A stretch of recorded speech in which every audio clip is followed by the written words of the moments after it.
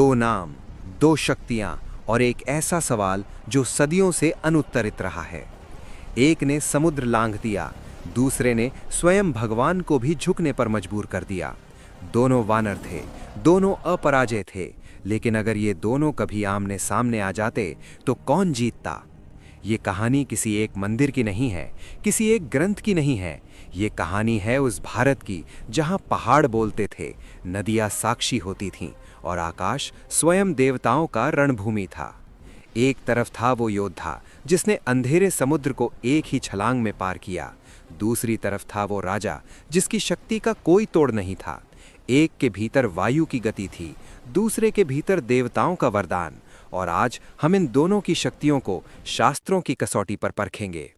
वाल्मीकि रामायण, तुलसीदास की रामचरितमानस, महाभारत और अनेक पुराण, इन सभी में इन दोनों के बारे में जो लिखा गया है वो पढ़कर आप दंग रह जाएंगे, क्योंकि सच्चाई उतनी सरल नहीं है जितनी दिखती है।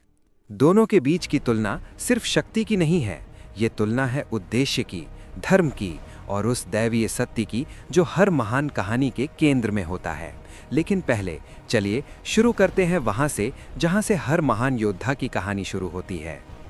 हनुमान जी का जन्म कोई साधारण घटना नहीं था, ये एक ब्रह्मांडीय घटना थी। जिस क्षण इस दिव्य शिशु ने इस संसार में पहला श्वास लिया, उसी क्षण पूरे ब्रह्मांड ने अपनी सांस रोक ली। वाल्मीकि रामायण के किष्किंधा कांड में लिखा है, हनुमान वायुदेव के पुत्र हैं। वायु वो शक्ति जो संपूर्ण ब्रह्मांड में प्राण भरती है, जो हर जीव की धड़कन में बसती है। लेकिन ये तो केवल एक पक्ष है।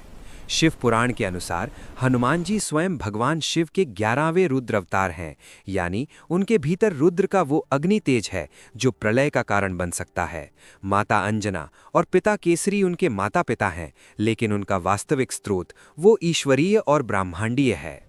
अब सोचिए, एक ओर वायु की असीमित गति, दूसरी ओर शिव का प्रलयंकारी तेज, और ये दोनों एक ही शरीर में समाये हुए हैं। यही थे हनुमान जी। लेकिन बचपन में ही एक ऐसी घटना हुई जिसने उनकी अनंत शक्ति का पहला संकेत पूरे ब्रह्मांड को दे दिया। हनुमान जी अभी शिशु ही थे, नन्हे से बालक, और उन्हें भूख लगी। उन्होंने आकाश में देखा, वहां सूर्य चमक रहे थे। उस नन्हे मन को लगा ये कोई पका हुआ फल है, और वे उड़ पड़े सीधे सूर्य की दिशा में, बिना किसी भय के, बिना किसी रुकावट के। अब एक पल के लिए रुककर सोचिए, सूर्यदेव जिनके तेज के पास पहुंचना भी असंभव है, उनकी ओर एक नवजात शिशु उड़ा जा रहा था, और ये देखकर देवराज इंद्र को भय हो गया। उन्होंने अपना सबसे शक्तिशाली अस्त्र उठाया, वज्र, और उस छोटे से बालक की ओर चला दिया। वज्र जिसने महाबली असुरों को पल भर में धूल में मिटा दिया था, वो हनुमान जी पर आकर गिरा, एक नन्हे शिशु पर, देवराज इंद्र का सबसे भयंकर अस्त्र। और परिणाम, उस शिशु को केवल उनकी ठोड़ी पर चोट लगी और वे मूर्छित हो गए। मृत्यु नहीं, केवल मूर्छा।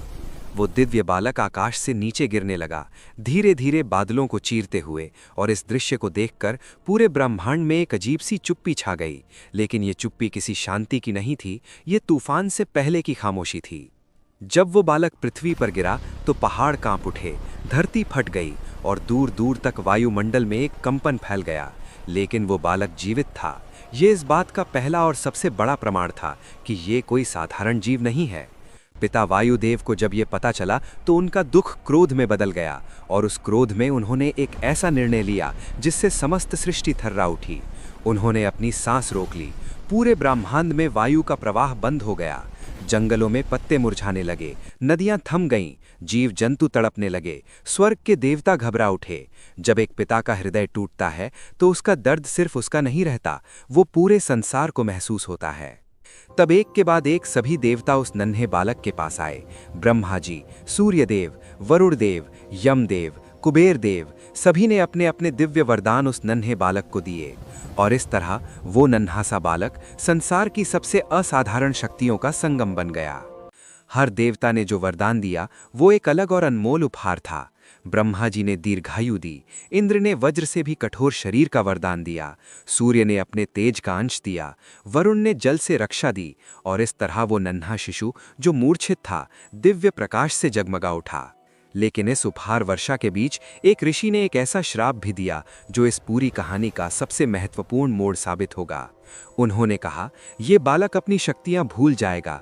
जब तक कोई उसे याद न दिलाए वो कभी नहीं जान पाएगा कि वो वास्तव में क्या है। और यही वो रहस्य है जो आगे चलकर इस पूरी तुलना का परिणाम बदल देता है। लेकिन उससे पहले आइए मिलते हैं उस दूसरे महान योद्धा से जिसकी शक्ति का स्रोत भी कोई साधारण नहीं था। बाली, किष्किंधा का राजा, देवराज इंद्र का आध्यात्मिक पुत्र। शास्त्रों में उनका वर्णन पढ़कर रोंगटे खड़े हो जाते हैं। उनका जन्म किसी तपस्या के बिना नहीं हुआ था। उनकी शक्ति का निर्माण वर्षों की साधना से हुआ था। लेकिन बाली की असली शक्ति उनके जन्म से नहीं आई थी। वो आई थी एक ऐसे वरदान से जिसे सुनकर आप समझ जाएंगे कि उन्हें सीधे युद्ध में हराना लगभग असंभव था। और ये वरदान ब्रह्मा जी ने स्वयं दिया था।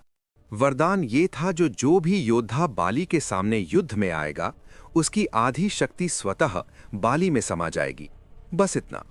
लेकिन इस बस इतने ने बाली को एक ऐसा योद्धा बना दिया जिससे सीधी लड़ाई में कोई जीत ही नहीं सकता था। एक पल के लिए इसे गणित की भाषा में समझिए।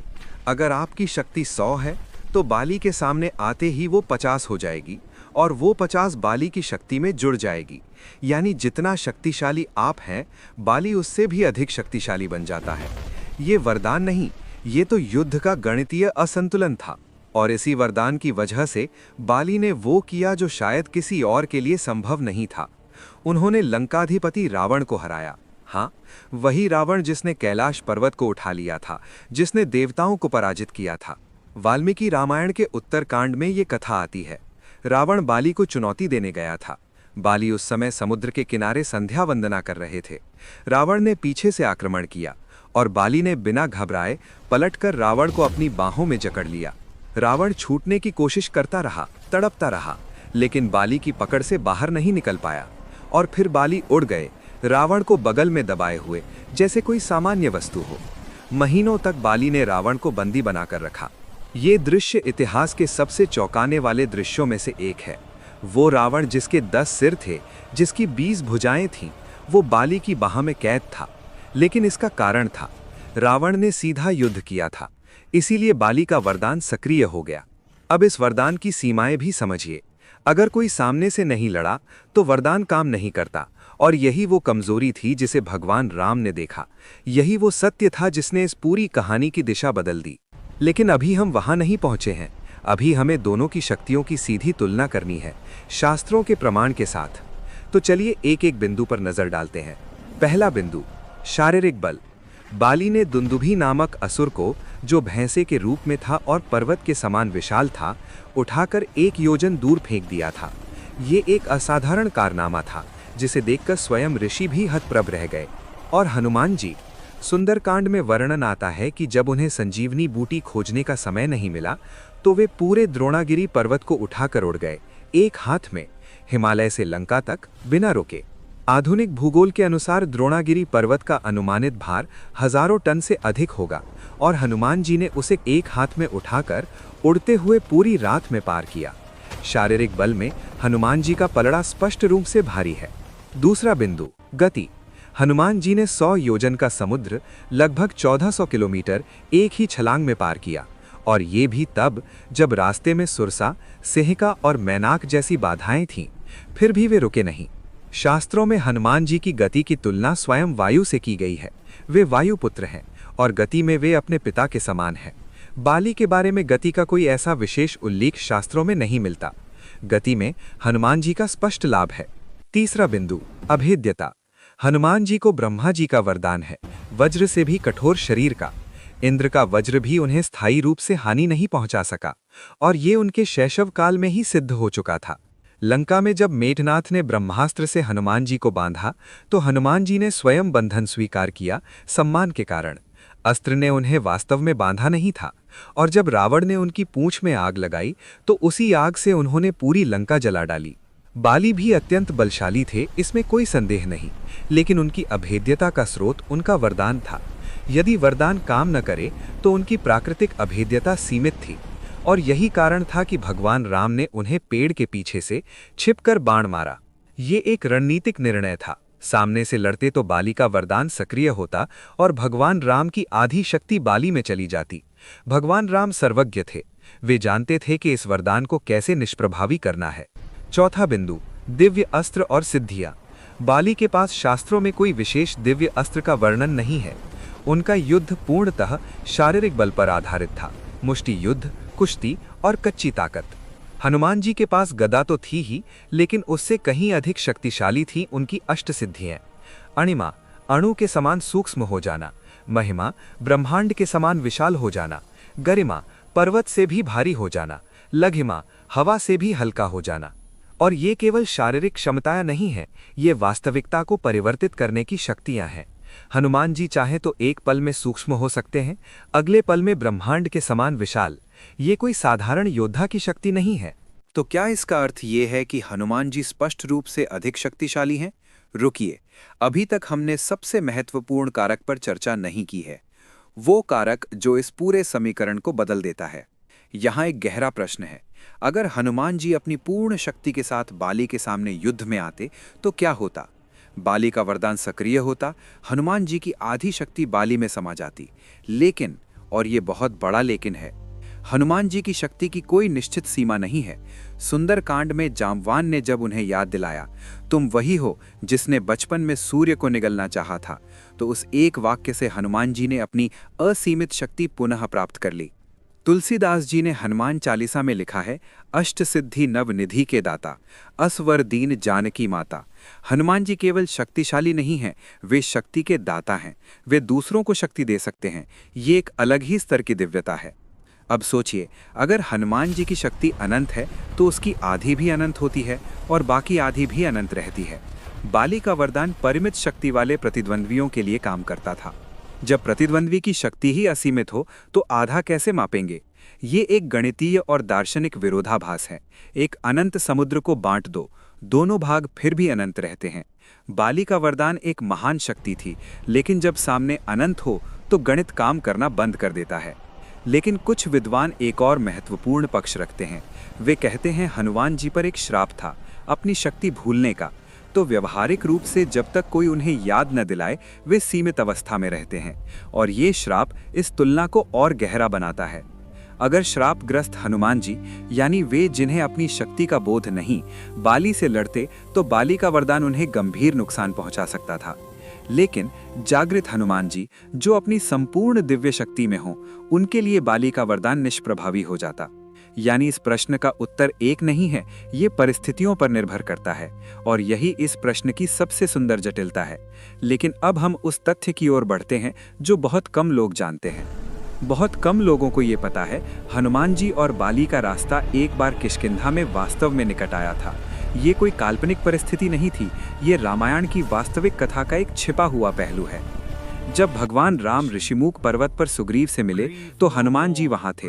वे सुग्रीव के मंत्री थे, वे बाली के अत्याचार को जानते थे, लेकिन उन्होंने कभी बाली से सीधा मुकाबला नहीं किया। क्यों? क्योंकि हनुमान जी का मिशन अलग था। उनका उद्देश्य बाली को हराना नहीं था, राम और सुग्रीव का मिलाप कराना था। और एक महान योद्धा वही होता है जो ये जाने कि कब लड़ना है और कब रुकना है। लेकिन एक और कारण भी हो सकता है। विद्वानों का मानना है कि जब तक बाली जीवित था, हनुमान जी को अपनी शक्ति का पूर्ण बोझ नहीं हुआ था। जामवान ने उन्हें सुंदरकांड में जागृत किया, जो बाली के वध की बाद की घटना है। यानी जब बाली और हनुमान जी एक ही युग में थे, उस समय हनुमान जी अपनी अधूरी शक्ति में थे। और ये रामायण की कथा संरचना का एक अद्भुत रहस्य है। भगवान राम ने सब कुछ एक निश्चित क्रम में किया। पहले बाली का वध ताकि सुग्रीव राजा बने और वानर सेना मिले, फिर हनुमान जी की शक्ति का जागरण ताकि लंका का कार्य हो सके। इस क्रम में गहरी दैवीय बुद्धि छुपी है। अगर हनुमान जी पहले जाग जाते तो शायद पूरी रामायण की कहानी कुछ अलग होती। लेकिन भगवान की योजना में हर घटना का एक निश्चित स्थान होता है, और वो स्थान कभी नहीं बदलता। तो अब अंतिम उत्तर, शास्त्रों के प्रमाण के आधार पर यदि हम शुद्ध रूप से देखें तो बाली सर्वश्रेष्ठ वानर योद्धा थे। लेकिन हनुमान जी, वे योद्धा नहीं थे, वे वानर रूप में अवतरित भगवान थे। और एक योद्धा और एक भगवान की तुलना परिभाषा से ही केवल एक दिशा में जाती है। लेकिन इस पूरी कहानी का सबसे सुंदर संदेश ये नहीं है कि कौन अधिक शक्तिशाली था। सबसे सुंदर संदेश ये है, बाली के पास असीमित शक्ति थी, लेकिन वे धर्म से भटक गए।